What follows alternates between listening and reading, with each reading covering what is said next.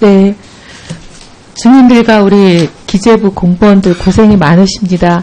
사실 저는 오늘 조세정책을 하는 날이라고 해서 그 세제 개편안에 대해서 드릴 말씀이 많아서 보도자료로 그걸로 배포하고 그걸 준비해 왔는데 아까 우리 증인과 우리 기재부 장관님 말씀을 듣다 보니까 좀 말씀드리고 싶은 게 몇 가지 생겼습니다. 미르재단이 지정기부금 단체로 지정이 됐는데 이 지정이 왜 부당한지를 설명하고 지정을 처리하라 이제 국회의원님이 요청을 하지 않았어요. 그랬더니 우리 부총리께서 뭐라고 말씀하셨냐면 이 지정하는 건 기재부 권한이 아니다. 주무부처의 권한이다. 이렇게 답을 하셨어요. 그래서 저는 부총리께 좀 여쭤보고 싶습니다. 지정기부금 단체 지정이 부당하다라는 이제 국회의 지적에 동의를 하는데 권한이 기재부에 없어서 처리 못한다는 입장이신 건지 아니면 지정기부금 단체 지정이 부당하다는 지적 자체가 동의가 안 된다는 것인지 둘 중에 전자입니까 후자입니까? 네, 지정기부금 단체는 부당하게 된 게 없습니다. 다 절차에 따라 됐습니다. 네? 지정기부금 단체 지정은 절차에 의해서 부당하게 된 게 없습니다. 그러니까 동의를 못 한다는 거죠? 현재 현재로서 그것이 지정될 때 당시에는 부당한 절차가 하나도 없었습니다. 당시는 그렇다 치고 지금 이제 당시는 그렇게 해서 지정을 하셨다 하더라도 지금 여러 가지 부당하다는 지적이 나왔는데 그래서 지금이라도 지정을 처리하라라는 주장에 동의를 하시는지 안 하시는지 물어보는 거예요. 그것은 절차상 제가 아까 말씀드린 것은 절차상 기부금 이 단체가 우선 저게 돼야 됩니다. 아까 장관님 말씀은 본인한테는 권한이 없고 주무부처 할 일이다 그러셨잖아요. 그 말씀이신 거죠? 그 말씀입니다. 그러니까 제가 그 부분을 지적하는 거예요. 재단의 설립 자체를 승인하느냐 마느냐 결정권은 주무부처에 있어요. 근데 이 재단이 10%나 되는 면세 혜택을 받는 지정기부금 단체 자격을 갖느냐 마느냐 이 결정은 기재부가 하는 겁니다. 제대로 알고 계셔야 돼요. 법인세법 시행령 36조 1항 1호 3호 보십시오. 뭐라고 되어 있냐면 지정기부금 단체라는 것은 주무부처의 추천을 받아 기획재정부 장관이 지정한다고 되어 있어요. 지정권은 기재부 장관에게 있는 겁니다. 주무부처는 추천권밖에 없어요. 근데 왜 기재부 장관의 권한을 주무부처가 갖고 있기 때문에 못한다고 위증을 하십니까? 이거는 위증이에요. 지정기부금 단체 지정 처리하는 권한은 기재부 장관에게 있습니다. 기재부 장관의 몫입니다. 그리고 두 번째 얘기. 아까 정경련을 탈퇴를 공공기관들에게 하게 하라라고 얘기를 했을 때 뭐라 그러셨냐면 아니 이거는 부총리가 하라 마라 할 수 있는 문제가 아니다. 아무리 공공기관이지만 이거 어떻게 공공기관한테 탈퇴하라 마라 그러냐 이렇게 얘기를 하셨거든요. 부총리는 막강한 권한을 갖고 계십니다. 공공기관 평가기관을 갖고 계시잖아요. 평가 권한.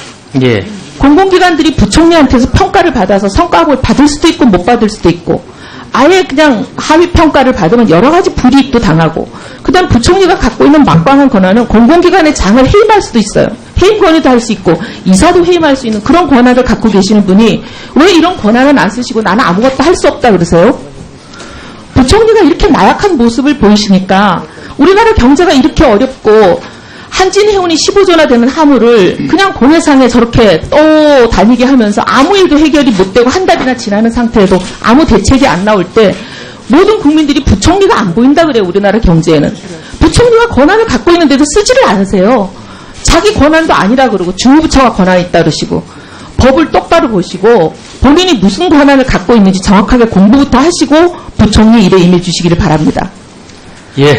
더 공부를 하겠습니다. 이거 한진해운 사태는 그래도 조금 그것뿐만이 아니라 제가 지금 정경련 탈퇴에 대해서 말씀드리잖아요. 정경련 탈퇴한 19개 공공기관 경영평가에서 가랑 요건을 주든지 말든지 하셔서 아예 평가 바닥을 주세요.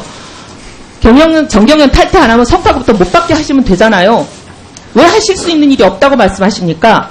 글쎄 국민의 세금으로 왜 정경련에 회비를 그렇게 수억씩 내고 있습니까? 그게 잘하는 일입니까? 그래서 그 기관들이 회비를 그 기관들이 탈퇴하겠다고 얘기하는데 정경련이 탈퇴도 못하게 하는 이런 일을 그냥 부총리는 나는 할 수 있는 일이 아무것도 없다. 그러고 앉아 계시지 말라는 얘기예요. 제가 할 수 있는 일이 있는가 살펴보겠습니다. 네. 그 다음에 제가 세제 개편안에 대해서 좀 여러 가지 말씀을 좀 드리겠습니다.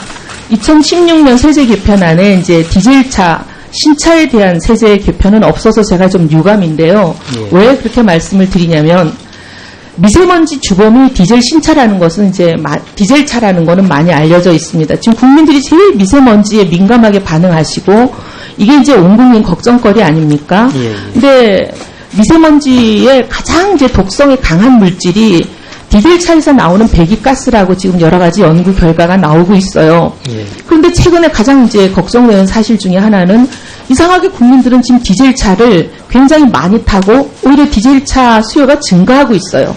왜 증가하나 봤더니 이게 우리의 잘못된 왜곡된 세제가 제일 큰 몫을 하고 있습니다. 그동안 정부가 이 디젤 차를 상당히 친환경 차량으로 분류를 해가지고 너무나 많은 세제 혜택을 주고 있다 보니까 국민들은 디젤 차를 더 많이 사고 있습니다.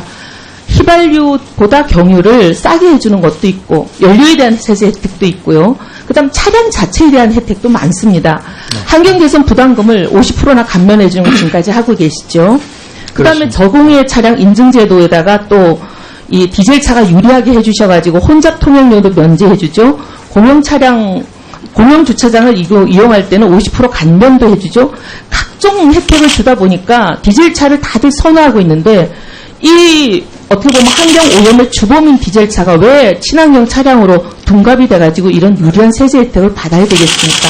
이거 고쳐야 되지 않겠습니까? 예. 그러니까 이거를 근데 지금 이제 서민들이 그래서 보면 워낙 세제 혜택이 있다 보니까 지금 많은 서민들이 이걸 타고 있으니까 갑자기 연료에다가 과세를 하게 되면 좀 어려워질 가능성은 있을 것 같아요. 예. 그래서 당장 연료에다 과세하는 거는 단계적으로 한 10년이면 10년 이런 계획을 갖고 가시더라도 예. 신차에 예, 예. 대해서는 당장 중과세 하더라도 서민들은 그러면 이거 안 살 거 아니겠습니까?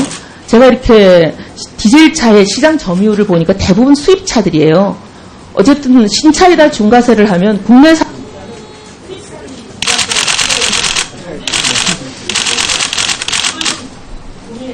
예.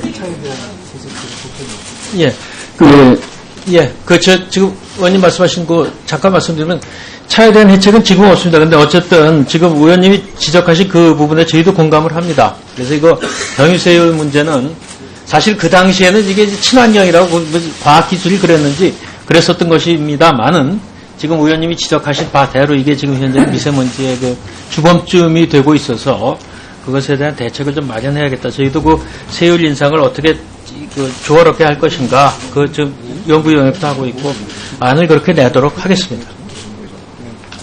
네, 이현우 의원님 수고하셨습니다. 다음은 김태훈 의원님 질의해 주시기 바랍니다. 위원장님.